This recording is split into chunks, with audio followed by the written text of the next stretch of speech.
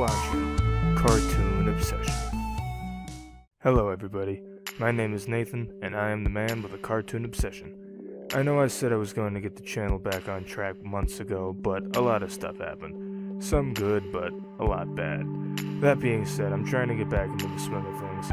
I hate leaving you guys without any content, so I'm finally following through with this show review I promised you guys. Today, we'll be talking about Codename Kids Next Door.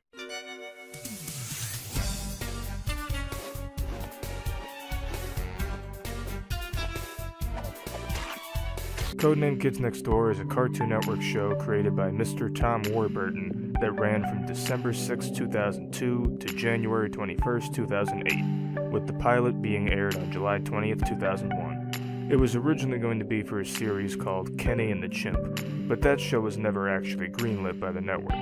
Codename Kids Next Door, however, won a viewer's poll to become an actual series. The show had 78 episodes, which spanned over 6 seasons.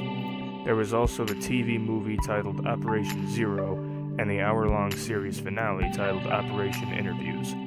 And we can't forget about the crossover episode with the Grim Adventures of Billy and Mandy. Also, a little fun fact that you guys may not know, this show also had its own line of toys as well as 2 video games, but we're not here to talk about that. We're here to talk about the show. As you guys may have guessed, I watched Codename Kids Next Door a lot when I was a kid, and I just recently rewatched the entire series, so I figured now was a good time to talk about it. I was a huge fan of the show as a kid, and I wanted to see if it held up well over time. Does it? Well, before I get into it, let me tell you guys a little bit about the show in case either you're unfamiliar with it or you just forgot about it. Codename Kids Next Door follows a group of children who use numbers, not numbers, numbers, as code names who fight evil adult tyranny with 2x4 weapons and technology, which they construct out of common household objects. That's the first prop I'll give this series. It's creativity. We all know how wonderful imaginations can be, and the creator and writers of this cartoon show that very well. The Kids Next Door's central base is on the moon, and airplanes made out of birdhouses and surfboards can fly.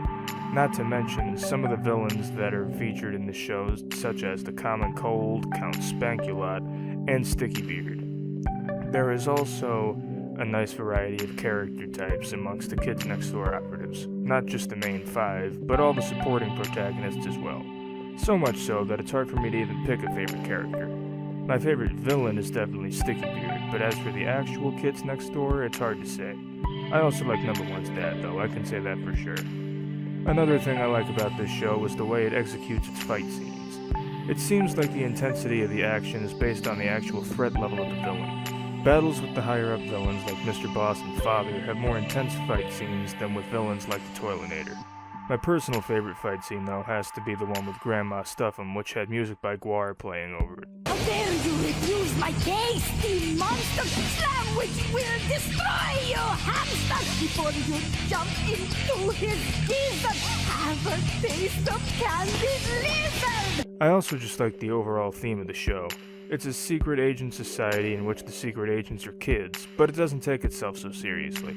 Most of the episodes are about stuff like mustaches, candy, and chicken nuggets. Although they do have some episodes that take a more serious approach, mostly dealing with growing up and the thought of losing your childhood. I know that's always been a big fear of mine, and it kinda still is to this very day. I think this show can definitely resonate with kids. That being said, I do have some critiques, but most of them are pretty minor. My biggest complaint with the show is there's a lot of yelling in just about every episode, and quite a bit of it just seems unnecessary. During fights and other more intense scenes, it can definitely be justified, but does there really need to be so much yelling in conversations? And would Monsieur care for mozzarella in the sticks? Yes? Mozzarella would be nice with my mozzarella sticks! And then Mr. Boss and the others will love me and invite me to go bowling with them on Tuesdays! Do you hear me? Bowling! Number 3 and I were wondering if you'd be Bradley's godmother? Why, number 5 would be enough! Another thing I noticed, which really shouldn't bother me since this happens with a lot of cartoons, is how similar a lot of the background characters' voices are. Not even just to each other, but also to some of the main characters. I feel like the voice actors could have tried to give the characters more of a range, at least a little bit. Speaking of voice actors real quick, did you know Josh Peck was in an episode of Codename Kids Next Door? I didn't realize it until I rewatched the show. Only one kid was never found. The one who was sent in to retrieve the recipe. Number 19th century! There are also some inconsistencies throughout the series. For example, in the earlier seasons, the kids sleep in their treehouse, but in later seasons they sleep in their own homes. That doesn't really deter me, it's just something I noticed. One more thing, and this is very minor, but I just wanted to mention it anyway, is the way a lot of characters introduce themselves. This is what I'm talking about. But I, Number Infinity. Those minor complaints aside though, I absolutely adored Codename Kids Next Door as a kid, and I think it still holds up pretty well. It's a creative and kid-friendly take on the secret agent story that has some good characters, great action scenes, and some solid humor as well. Overall, I give the show an 89 out of 100. I'm glad it lasted as long as it did, and maybe one day the Galactic Kids Next Door will become a reality. Even if it doesn't, this show is good enough on its own. Oh, no, come on, don't,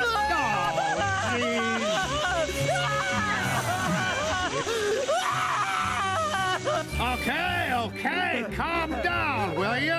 You're ruining my carpet. Thank you guys so much for watching. I'm sure you've all noticed by now, but I'm changing some things up on the channel, and I'm hoping to change more things in the coming months. I want to get back into the swing of things with Cartoon Obsession. Not just for me, but for you guys too. After all, remember, it's not my channel, it's our channel. Thanks again for watching, and I'll see you all next time. Greetings, my villainous viewers. It is I, Black Hat, and it almost hurts to say it. And thank you for watching Cartoon Obsession.